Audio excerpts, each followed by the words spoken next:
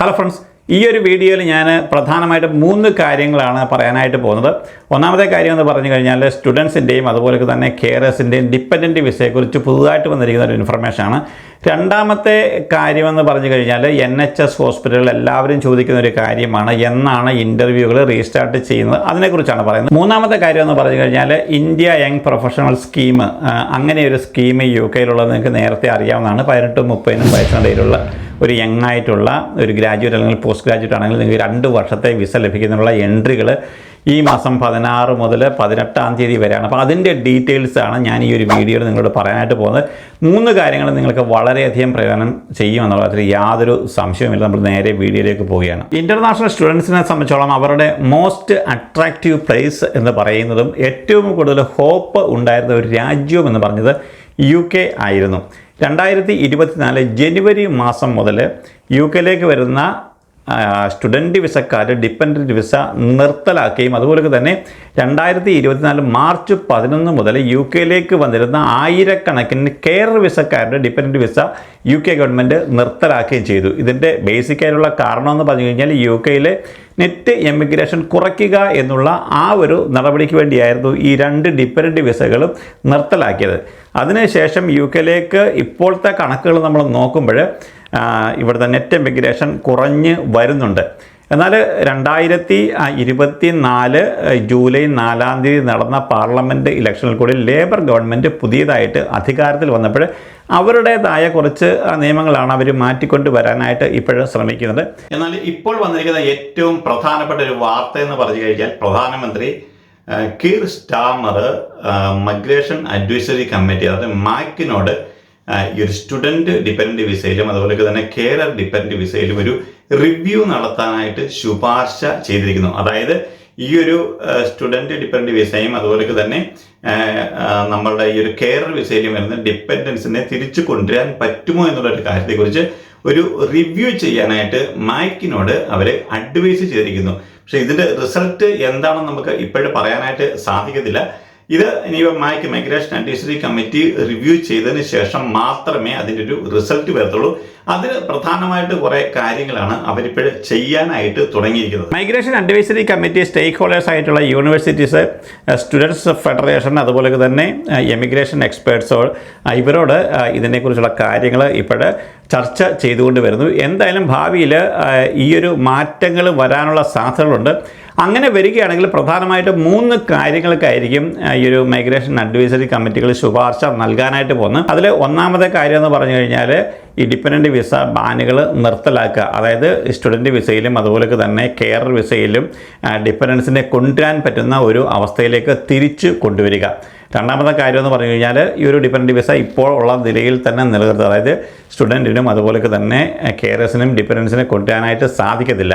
മൂന്നാമത്തെ ഒരു പ്രധാനപ്പെട്ട അവരുടെ ഒരു ശുപാർശ അല്ലെങ്കിൽ അവർ ചെയ്യാൻ പോകുന്ന ഒരു കാര്യം എന്ന് പറഞ്ഞു കഴിഞ്ഞാൽ കോംപ്രമൈസ് ഓർ പാർഷ്യൽ റിവേഴ്സ്. നിശ്ചിത രാജ്യങ്ങളിൽ വരുന്ന ആൾക്കാർക്ക് മാത്രമായിട്ട് ഈ ഒരു സ്റ്റുഡൻറ്റ് ഡിപ്പെൻഡൻറ്റ് അല്ലെങ്കിൽ കെയർ ഡിപ്പെൻഡൻറ്റ് വിസ നിലനിർത്തുക, മറ്റുള്ള രാജ്യങ്ങളെ അതിൽ നിന്ന് അവോയ്ഡ് ചെയ്യുക. അല്ല എന്നുണ്ടെങ്കിൽ ഈ ഒരു നിശ്ചിത സ്റ്റുഡൻറ്റ് വിസയിലൊക്കെ വരുന്ന ആൾക്കാരെ എന്ത് കോഴ്സുകൾ ചെയ്യാൻ വരുന്നു ആ കോഴ്സിൻ്റെ അനുസരിച്ചുള്ള ആൾക്കാർക്ക് ഡിപ്പെൻഡൻറ്റ് വിസ നൽകുക. ഇങ്ങനെ 3 ശുപാർശകളായിരിക്കും ഈ ഒരു മൈഗ്രേഷൻ അഡ്വൈസറി കമ്മിറ്റി ഗവൺമെൻറ്റിന് നൽകാനായിട്ട് പോകുന്നത്. എന്തായാലും വരും സമയങ്ങളിൽ ഇങ്ങനെ ഒരു ഹോപ്പുണ്ട്. ഇപ്പോഴും ലേബർ ഗവൺമെൻറ് ഈ ഒരു ഡിപ്പെൻഡൻറ്റ് വിസയിലോ അല്ലെങ്കിൽ കെയർ വിസയിൽ വരുന്ന ഡിപ്പെൻഡൻസിനെ കൊണ്ടുവരാൻ പറ്റുന്നുള്ള കാര്യത്തിൽ യാതൊരു ഉറപ്പും നൽകിയിട്ടില്ല. ഇപ്പോൾ പ്രധാനമന്ത്രി ഈ മൈഗ്രേഷൻ അഡ്വൈസറി കമ്മിറ്റിയുടെ ഒരു ശുപാർശ നൽകിയിരിക്കുകയാണ്. ഇതൊന്ന് റിവ്യൂ ചെയ്യണം. ബാക്കി കാര്യങ്ങൾ ചിലപ്പോൾ 6 മാസമോ അല്ലെങ്കിൽ 1 വർഷത്തിനുള്ളിലോ ആയിരിക്കും അതിനൊരു ഔട്ട്കം വരുന്നത്. നമുക്കറിയാം UK-യിലെ ഇപ്പോഴത്തെ നെറ്റ് എമിഗ്രേഷൻ കുറഞ്ഞുകൊണ്ട് വരുന്നത് കൊണ്ടും മാത്രമല്ല ഇവിടുത്തെ യൂണിവേഴ്സിറ്റികളിലൊക്കെ വരുന്ന ആൾക്കാരുടെ എണ്ണം വളരെയധികം കുറവായതുകൊണ്ടും വീണ്ടും ഇങ്ങനെ ഗവൺമെൻറ്റിനെ ഒരു റീതിങ്ക് ചെയ്യാനായിട്ട് പ്രേരിപ്പിക്കുന്നുണ്ട്. അതുകൊണ്ടാണ് ഇപ്പോൾ പ്രധാനമന്ത്രി മാക്കിനോട് ഈ ഒരു റിവ്യൂ കൂടി ശുപാർശ ചെയ്തിരിക്കുന്നത്. രണ്ടാമത്തെ ഒരു കാര്യമെന്ന് പറഞ്ഞു കഴിഞ്ഞാൽ പ്രധാനപ്പെട്ട ഒരു കാര്യം UK-യിലെ NHS ഹോസ്പിറ്റലുകളിലെ ഇൻ്റർവ്യൂകൾ എന്ന് തുടരുമെന്നാണ് എല്ലാവരും നമ്മളോട് ചോദിക്കുന്നത്. പക്ഷേ UK-യിലെ ഇൻ്റർനാഷണൽ റിക്രൂട്ട്മെൻറ്റുകൾ എങ്ങും തന്നെ നിർത്തിവച്ചിട്ടില്ല. പക്ഷേ നമ്മൾ നേരത്തെ പറഞ്ഞതുപോലെ തന്നെ ഒന്നുകിൽ ഫണ്ടിൻ്റെ അഭാവമായിരിക്കാം, അല്ലെങ്കിൽ ചില ഹോസ്പിറ്റലുകളിലൊക്കെ ഇനഫ് നേഴ്സസ് ഉണ്ട്, അതുകൊണ്ട് അവരിപ്പോഴും ഇൻ്റർവ്യൂകളും നടത്തുന്നില്ല. ഇപ്പോൾ ഈ ഫണ്ടുള്ള NHS ഹോസ്പിറ്റലുകൾ അല്ലെങ്കിൽ ആവശ്യത്തിന് ഉള്ള ഈ ഒരു നേഴ്സസ് ഇല്ലാത്ത NHS ഹോസ്പിറ്റലിൽ ഇപ്പോഴും അവർ ഇൻ്റർനാഷണൽ റിക്രൂട്ട്മെൻറ്റുകൾ നടത്തുന്നുണ്ട്. ഗവൺമെൻറ് ഒരു കാരണവശാലും റിക്രൂട്ട്മെൻറ്റുകൾ നടത്തില്ലെന്ന് പറഞ്ഞിട്ടില്ല. മാത്രമല്ല ലേബർ ഗവൺമെൻറ്റിൻ്റെ ഏറ്റവും പ്രധാനമായിട്ടൊരു പ്രഖ്യാപിത നയം എന്ന് പറഞ്ഞു കഴിഞ്ഞാൽ ഇവിടുത്തെ ഈ ഒരു NHS അപ്പോയിൻമെൻറ്റുകൾ ഏകദേശം 7.5 മില്യണാണ് ഇപ്പോഴേ ബാക്ക്ലോഗായിട്ട് കിടക്കുന്നത്. വീക്കെൻഡുകൾ അല്ലെങ്കിൽ ഈവനിങ്ങുകളിൽ കൂടുതൽ സ്റ്റാഫ് ജോലി ചെയ്തുകൊണ്ട് ഈ അപ്പോയിൻമെൻറ്റുകൾ നൽകണമെന്നാണ്. പക്ഷേ അത് എത്രമാത്രം അത് പോസിറ്റീവായിട്ട് വരുമെന്നുള്ള കാര്യത്തിൽ സംശയമുണ്ട്. മാത്രമല്ല ഇങ്ങനെയുള്ള കാര്യങ്ങൾക്കെല്ലാം തന്നെ ആവശ്യത്തിന് സ്റ്റാഫിൻ്റെ ആവശ്യമുണ്ട്. മാത്രമല്ല ഇപ്പോഴ് NHSലെ ജൂനിയർ ഡോക്ടർമാർ സ്ട്രൈക്കിലാണ്. അത് ഇതുവരെ സോൾവ് ചെയ്യാനായിട്ട് കഴിഞ്ഞിട്ടില്ല. അപ്പോൾ എന്തായാലും ഇപ്പോഴത്തെ ഹെൽത്ത് മിനിസ്റ്ററായിരിക്കുന്ന സ്ട്രീറ്റിങ് ഇതുവരുമായിട്ടൊക്കെ എല്ലാം തന്നെ ഇപ്പോഴ് ചർച്ചകൾ നടക്കുന്നുണ്ട്. നല്ലൊരു ന്യൂസ് എന്ന് പറഞ്ഞു കഴിഞ്ഞാൽ ഇപ്പോഴ് ലേബർ ഗവൺമെൻറ് 1.3 ബില്യൺ പൗണ്ട് കൂടി NHSലേക്ക് അവർ എക്സ്ട്രാ ആയിട്ട് കൊടുക്കുന്നുണ്ട്. അപ്പോൾ ആ ഒരു കാരണം കൊണ്ട് തന്നെ NHSൽ പല NHS ഹോസ്പിറ്റലുകൾക്കും അവർക്ക് ഫണ്ടിൻ്റെ പ്രശ്നങ്ങൾ തീരും. അങ്ങനെ ഫണ്ട് കിട്ടിക്കഴിഞ്ഞാൽ ഇതുപോലെ നേഴ്സസിൻ്റെ അല്ലെങ്കിൽ ഡോക്ടേഴ്സിൻ്റെ കുറവുള്ള ഹോസ്പിറ്റലുകൾക്ക് അവർക്ക് റിക്രൂട്ട്മെൻറ്റുകൾ റീസ്റ്റാർട്ട് ചെയ്യാനായിട്ട് സാധിക്കും. ഏതായാലും 1.3 ബില്യൺ പൗണ്ട് കൂടി ലേബർ ഗവൺമെൻറ് NHSന് അഡീഷണലായിട്ട് നൽകാനായിട്ട് പോകുന്നു. അപ്പോൾ ഇങ്ങനെ കിട്ടുന്ന പണം കൊണ്ട് അവർക്ക് റിക്രൂട്ട്മെൻറ്റുകൾ പുനരാരംഭിക്കാനായിട്ട് സാധിക്കും. പക്ഷേങ്കിൽ ഈ റിക്രൂട്ട്മെൻറ്റുകൾ നാളത്തോട് തുടങ്ങുമെന്ന് പറഞ്ഞൊരു വാർത്ത എങ്ങും വരത്തില്ല. കാരണം എല്ലാ ഹോസ്പിറ്റലുകളും അവർ റിക്രൂട്ട്മെൻറ്റുകൾ നിർത്തിയിട്ടില്ല. പക്ഷേ ഫണ്ടിൻ്റെ അഭാവം കൊണ്ടും അല്ലെങ്കിൽ ചില ഹോസ്പിറ്റലുകളിലൊക്കെ ഇപ്പോഴും ആവശ്യത്തിന് നേഴ്സസ് ഉണ്ടായതുകൊണ്ട് മാത്രമാണ് അവർ റിക്രൂട്ട്മെൻറ്റുകൾ നടത്താത്തത്. നിങ്ങളെപ്പോലുള്ള ധാരാളം ആൾക്കാരാണ് ഇപ്പോൾ IELTS-ഉം OET ഒക്കെ പാസ്സായിട്ട് ഇരിക്കുന്നത് നമുക്ക് എല്ലാവർക്കും അറിയാം. എന്തായാലും നിങ്ങൾ വെയിറ്റ് ചെയ്യുക. കാരണം പുതിയ ഗവൺമെൻറ് വന്നു. കൂടുതൽ ഇതുപോലൊക്കെ പണം നൽകി കഴിയുമ്പോൾ മിക്കവാറുമുള്ള NHS ഹോസ്പിറ്റലുകൾ അവർ ഇൻ്റർവ്യൂകൾ റീസ്റ്റാർട്ട് ചെയ്യാനായിട്ട് തുടങ്ങും. മൂന്നാമത്തെ ഒരു പ്രധാനപ്പെട്ട കാര്യം എന്ന് പറഞ്ഞു കഴിഞ്ഞാൽ ഇന്ത്യ യങ് പ്രൊഫഷണൽ ഒരു സ്കീം, അതിൻ്റെ എൻട്രികൾ ഈ ജൂലൈ 16 ഉച്ചയ്ക്ക് 1:30 മുതൽ ഇന്ത്യൻ ടൈം 1:30 മുതൽ സ്റ്റാർട്ട് ചെയ്യാനായിട്ട് പോകുന്നു. നിങ്ങളെപ്പോലുള്ള യങ് പ്രൊഫഷണൽസ് 18-നും 30 വയസ്സിനും ഇടയിലുള്ള നിങ്ങളൊരു ഗ്രാജുവേറ്റ് അല്ലെങ്കിൽ പോസ്റ്റ് ഗ്രാജുവേറ്റ് ആണ് എന്നുണ്ടെങ്കിൽ UK-ലേക്ക് എത്തി 2 വർഷം ജോലി ചെയ്യുകയോ പഠിക്കുകയോ ചെയ്യാൻ പറ്റുന്ന ഒരു സാഹചര്യമാണ് ഇതിൻ്റെ പിന്നിലുള്ളത്. അപ്പോൾ നിങ്ങളെപ്പോലുള്ള യങ്ങൊരു പ്രൊഫഷണലാണ്, നിങ്ങളൊരു ഗ്രാജുവേറ്റ് ആണ് അല്ലെങ്കിൽ പോസ്റ്റ് ഗ്രാജുവേറ്റ് ആണെന്നുണ്ടെങ്കിൽ ഇതൊരു ബാലറ്റ് സിസ്റ്റമാണ്. നമ്മൾ നേരത്തെ ഒത്തിരി പറഞ്ഞിട്ടുള്ള കാര്യമാണ്. അപ്പോൾ അത് ഒരു വർഷത്തിൽ ഫെബ്രുവരിയിലും ജൂലൈയിലും 2 പ്രാവശ്യമാണ് അതിൻ്റെ ബാലറ്റ് നടക്കുന്നത്. നിങ്ങൾ ആദ്യമായിട്ട് ആണ് ഈ ഒരു കാര്യത്തെക്കുറിച്ച് അറിയുന്നതെങ്കിൽ ഞാൻ എൻ്റെ വെബ്സൈറ്റ് കാര്യങ്ങളൊക്കെ കാണിക്കാം. നിങ്ങൾക്ക് അവിടെ പോയി കഴിഞ്ഞാൽ ഡീറ്റെയിൽ ആയിട്ട് നിങ്ങൾക്ക് നോക്കാവുന്നതാണ്. അപ്പോൾ ഈ ഒരു ഫെബ്രുവരിയിൽ ഒരു ബാലറ്റ് കഴിഞ്ഞു. അതിന് ബാക്കിയാണ് ഈ ഒരു ജൂലൈ മാസത്തിലെ ബാലറ്റിംഗ് നടക്കുന്നത്. ടോട്ടൽ 3000 വിസകളാണ് ഒരു വർഷം അവർ കൊടുക്കുന്നത്.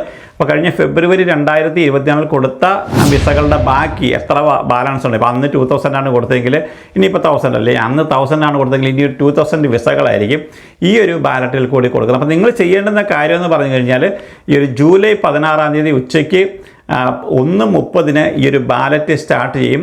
അതിനുശേഷം ജൂലൈ 18 1:30, അതായത് ഏകദേശം ഒരു 48 മണിക്കൂറാണ് ഇതിൻ്റെ ദൈർഘ്യം എന്ന് പറഞ്ഞ് ഈ ഒരു സമയത്തിനുള്ളിൽ നിങ്ങൾ ആ ഒരു വെബ്സൈറ്റിലേക്ക് കയറി കഴിഞ്ഞ് നിങ്ങൾ അവിടെ നിങ്ങളുടെ ഡീറ്റെയിൽസുകൾ മുഴുവനും ഫില്ല് ചെയ്ത് കൊടുത്തു കഴിഞ്ഞാൽ നിങ്ങൾ അതിലേക്ക് എൻട്രി ആകും. നിങ്ങൾ സക്സസ്ഫുൾ ആണ് എന്നുണ്ടെങ്കിൽ ഇതൊരു ബാലറ്റ് സിസ്റ്റം, ഒരു ലോട്ടറി സിസ്റ്റമാണ്.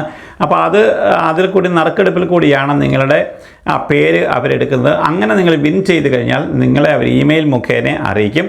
അപ്പോൾ അതിനുശേഷം നിങ്ങൾക്ക് അവരുടെ വിസ ഫീസുകൾ, അതുപോലൊക്കെ തന്നെ IHS, അതായത് നമ്മുടെ ഹെൽത്ത് സർചാർജ്, മറ്റ് ഫീസുകൾ എന്തൊക്കെയാണെന്നുള്ളത് ആ ഒരു വെബ്സൈറ്റിൽ പോയി കഴിഞ്ഞാൽ നിങ്ങൾക്ക് കാണാനായിട്ട് സാധിക്കും.